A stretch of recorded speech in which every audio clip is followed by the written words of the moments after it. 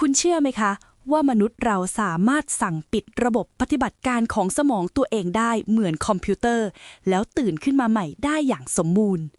วันนี้เราจะพาไปดูสิ่งที่เกิดขึ้นจริงในห้องแลบระดับโลกค่ะปกติเป็นคนชอบเข้าไปดูข่าววิทยาศาสตร์ใหม่ๆอยู่แล้วค่ะตามเว็บของมหาวิทยาลัยชั้นนำแล้วล่าสุดเลยไปเจอเรื่องหนึ่งใน Harvard Gazette ฉบับวันที่ 20 มกราคม 2026 ที่แบบโอ้โห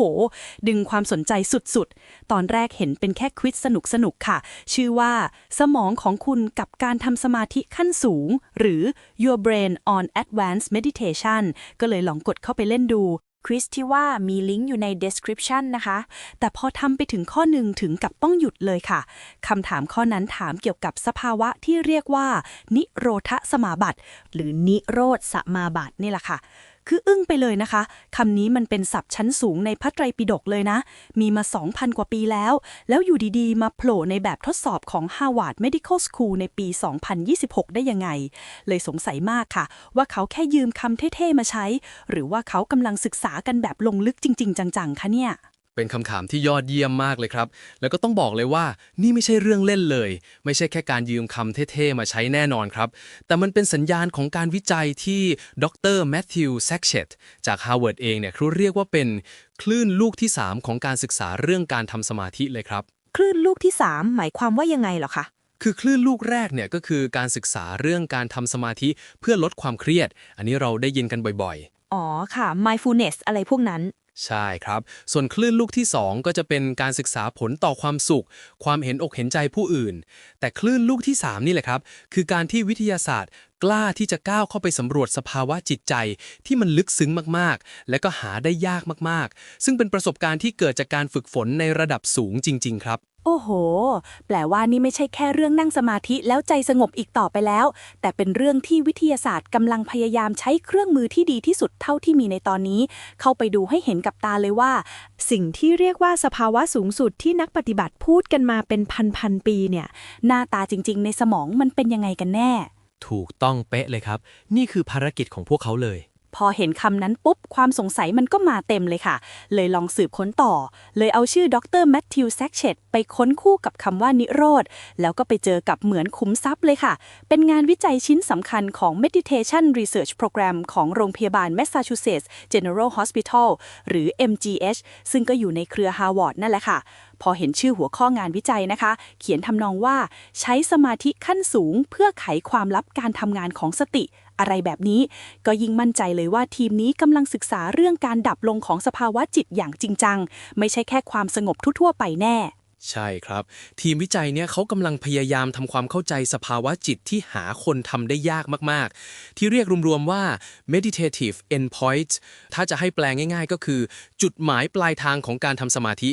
ซึ่งนิโรธสมาบัติก็คือหนึ่งในปรากฏการณ์ที่น่าสนใจแล้วก็ลึกซึ้งที่สุดในกลุ่มนี้เลยครับ แล้วในทางวิทยาศาสตร์ล่ะคะนิโรธสมาบัตินี่มันคืออะไรกันแน่ แต่ก่อนจะไปเจาะลึกตรงนั้นนะคะ ขอเอาคำถามจากควิซของ Harvard มาลองถามกันเล่นๆก่อนสักข้อ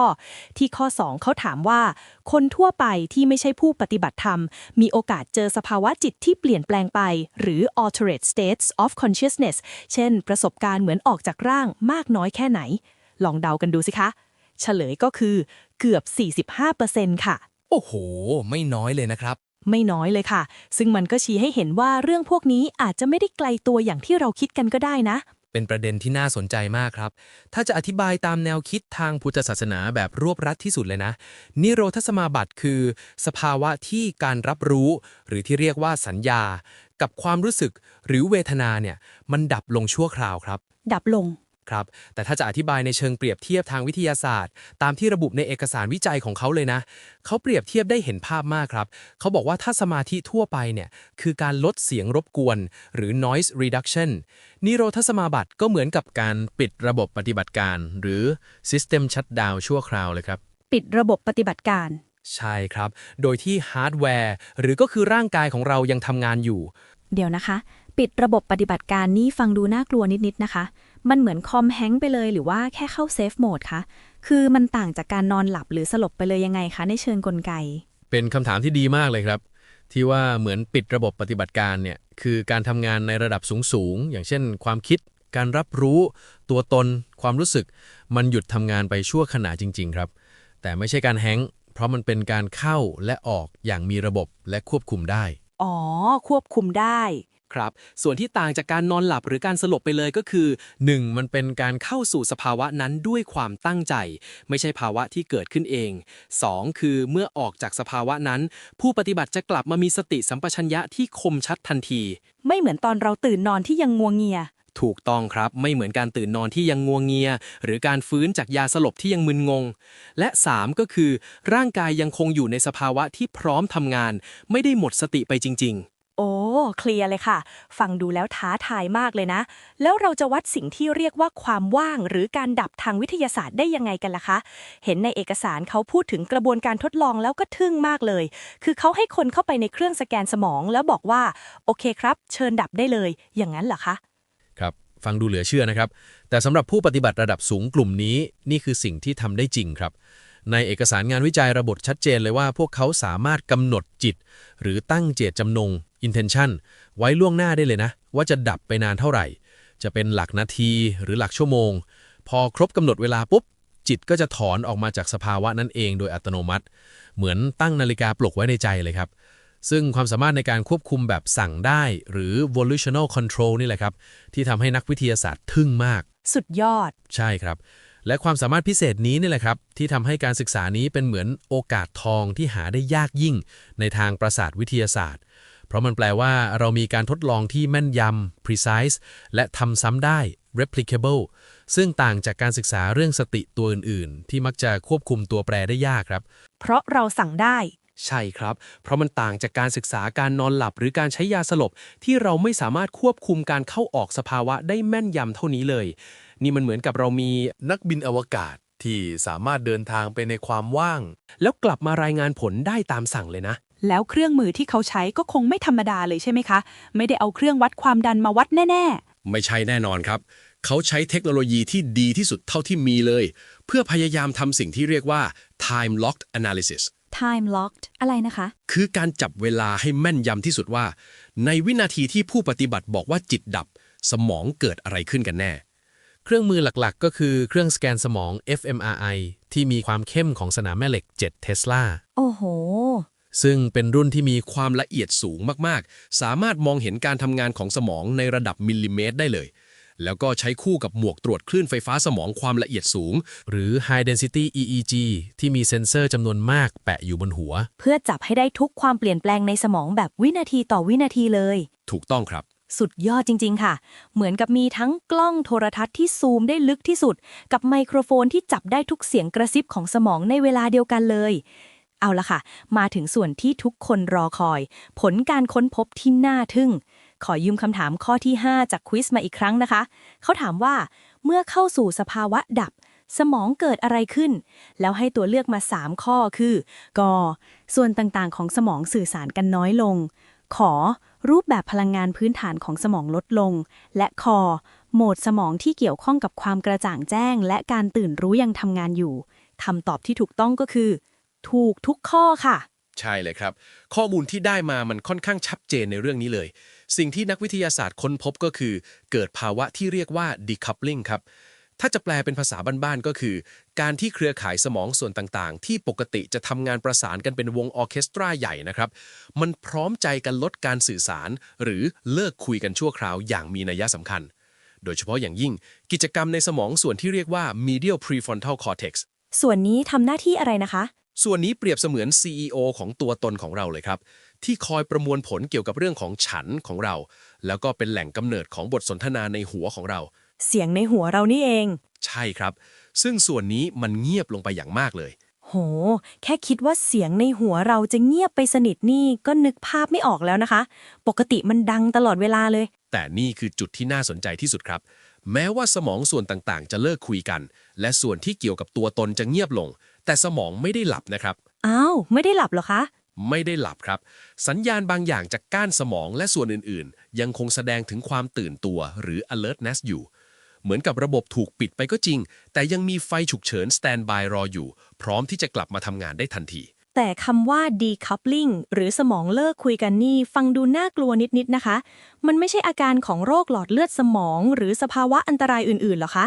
เขามั่นใจได้ยังไงว่านี่คือสภาวะจากการทำสมาธิไม่ใช่ความผิดปกติบางอย่าง เป็นข้อสังเกตที่เฉียบคมมากครับ และนักวิจัยก็ระวังเรื่องนี้มากๆ สิ่งที่ทำให้พวกเขามั่นใจว่านี่ไม่ใช่ภาวะที่เกิดจากพยาธิสภาพ หรือความผิดปกติก็คือรูปแบบของมันครับ 1. คือมันเป็นสภาวะที่เกิดขึ้นและหายไปอย่างสมบูรณ์ สามารถทำซ้ำได้ และผู้ปฏิบัติควบคุมได้ อ๋อ ค่ะ 2. คือรูปแบบการลดลงของกิจกรรมในสมองมันเป็นระเบียบและเฉพาะเจาะจง ไม่เหมือนการทำงานที่รวนไปทั่วแบบที่เห็นในโรคหลอดเลือดสมอง และ 3. คือมันไม่ได้ทิ้งร่องรอยความเสียหายใดๆไว้เลย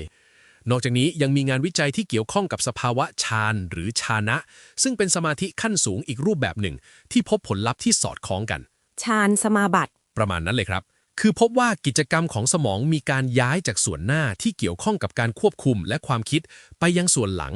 ซึ่งส่วนหลังเนี่ยสัมพันธ์กับการรับรู้สภาวะปัจจุบันขณะมากขึ้น ก็เป็นการสนับสนุนแนวคิดว่าสมาธิขั้นสูงคือการลดกระบวนการคิดที่ซับซ้อนเกี่ยวกับตัวฉันลง และเพิ่มการรับรู้ที่บริสุทธิ์มากขึ้นนั่นเองครับ ผลลัพธ์พวกนี้น่าทึ่งมากๆนะคะ ฟังดูเหมือนเรากำลังจะไขความลับของจักรวาลได้เลย